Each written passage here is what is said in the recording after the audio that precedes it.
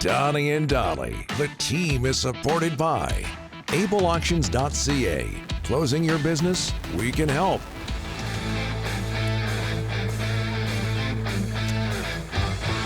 All of our guests today, including Thomas Drance from The Athletic, standing by, brought to you by our friends at the Bayside Oceanfront Resort. Elevate your corporate events at the Bayside, Vancouver Island's premier destination for exceptional business functions. With 59 boutique rooms and full-service on-site catering, your team could focus on success while their professional banquet team takes care of the rest. At Bayside, there's always a blend of West Coast luxury with exceptional service, ensuring your corporate event leaves a lasting impression. Call 250-248-8333 or visit us at BaysideResortParksville.com to book your event today. Pittsburgh Canucks tomorrow at Rogers Arena. Penguins in Edmonton tonight. Oh, yeah, that's right. Back-to-back situation for them. To talk about it from The Athletic, Thomas Drance. How are you, sir?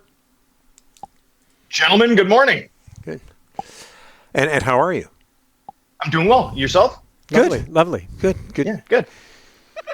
Good. A Great. little sorted that out. Well, a little gun-shy looking at our inbox right now, but other than that, doing just fine.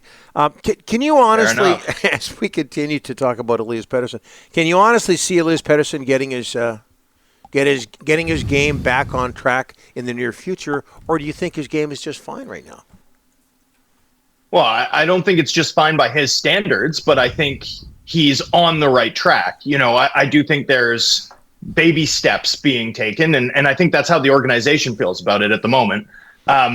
You know, there's been progress. He's been around the puck a little bit more. His shot attempt rate is back to where it was, you know, for much of his career, like consistent with what he's managed throughout his career, as opposed to what happened down the stretch and in the playoffs last year, where we just weren't seeing him be as active, weren't seeing him get his chances. We're at least seeing that. We're seeing the odd incredibly dynamic play, and we're seeing him draw penalties again, which to me has always been a good proxy for Pettersson. This guy draws penalties at an elite rate.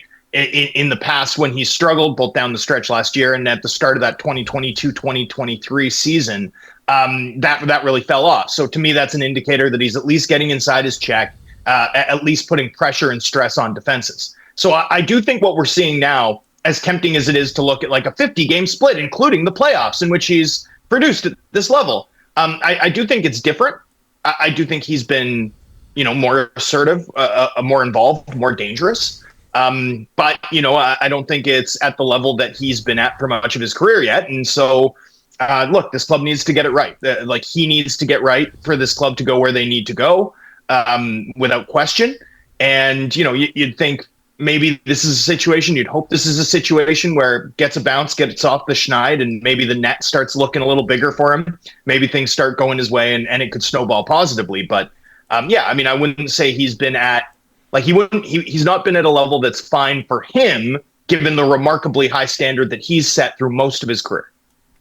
Thomas, what did you make of the little tiff with Miller at practice? What were your thoughts on that?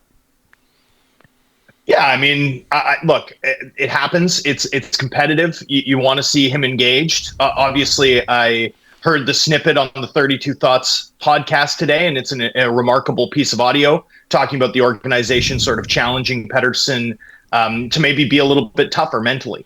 And maybe this being part of that. Maybe. I mean, that could be part of it. Maybe it's just a fracas. Maybe it's a natural fracas that the organization's okay with, sort of given where they want to nudge Pettersson, you know, to develop, to sort of be challenged. But without question, I mean, the way that this conversation has snowballed across the early, you know, first 2 weeks of the season, right? It feels endless. It feels pretty cacophonous. Like, he's certainly been challenged at the moment, gentlemen, and there will be a lot of eyes on his performance individually in addition to the teams when the Canucks play the Penguins on Saturday night. All this Pettersson talk, and we forgot the fact this team's won 3 straight games. What are they doing right of late, Thomas? Well, I think the offense, look, it starts and ends with Kevin Lankinen. I mean, Lankinen's on a heater now. In his first 4 games, Canucks have points in every game he's played. You know, he's been fantastic, and he's stabilized things in the blue paint for this team, which they desperately needed, given, you know, the uncertainty around Thatcher Demko and his still, you know, indefinite absence. That I think you start and end with that, and then I think you move to the offense, right? This club is generating quality looks, I think, at a higher clip. They're generating 5-on-5 shots at a far higher clip than they managed last season. Now, I do think that's come at a bit of a cost. This team has not been as imposing as a lockdown defensive group. Maybe that's just October hockey. Maybe there's work to be done, upgrading this defense. Certainly the team would be open to finding a top 4 upgrade like 30 other teams in this league at the moment. But, I think there's still some things to iron out, some sloppiness, as Connor Garland described it following the game in Chicago. Rick Tocchet noting that the club's not as good protecting the quote-unquote guts of the ice as they were last season. I think that's all fair. But in terms of what the depth forwards, the speed that was added to this lineup have brought, I mean, this club, I think, is manufacturing offense at a more sustainable clip. It looks better. It's of higher quality than a lot of what this team managed last season. And that's even true of the first 2 months of the year last year where everything was going in for them. I think what we're seeing now in terms of team level passing and the way that this team's attacking their opponents in zone, I think it's of a higher caliber than what this team was capable of last season in the early going. And if they can sustain it, I do think that raises the ceiling of what this club could be come playoff time. Switching gears a bit here, Thomas, OEL in Toronto, I know the Leafs didn't have a great game last night, and I know he got fined the other day as well for a reverse hit. But he seems like a completely different player than when he was in Vancouver. And, frustrating for a lot of Vancouver fans to see that. What are you seeing? And I mean a different player in a positive way. Yeah, no, I mean, I'm happy for him. First of all, he was great to cover, a gentleman, always accountable, was harder on himself than any of the fan base or the media was on his performances, to be totally honest with you, during his time in Vancouver. That last season with the Canucks, I don't think he trusted his body. I don't think he had confidence in his body coming off that fractured ankle, which had sort of sapped an entire summer of training from him. I think he came in and I think you could see it. I just don't think he could get there to execute the ideas that were in his head. And I think that sort of snowballed on him.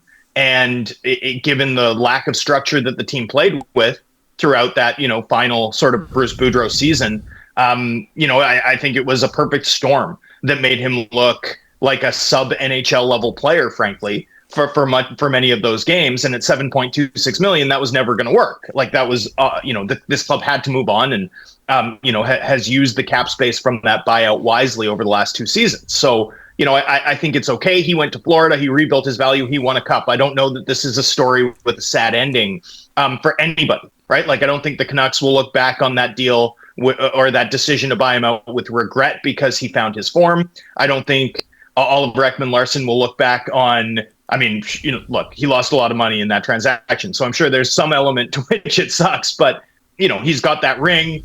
He's got a new contract. He's playing great hockey. But I think this is just a matter of a veteran player getting healthy. And at the moment that the Canucks had to make the decision, we've seen it with guys who are 30 plus, right? You have an injury, you fall behind in the summer, and you never catch up again. I mean, we've seen that repeatedly over the course of Canucks history, NHL history. That's a way that this story can go.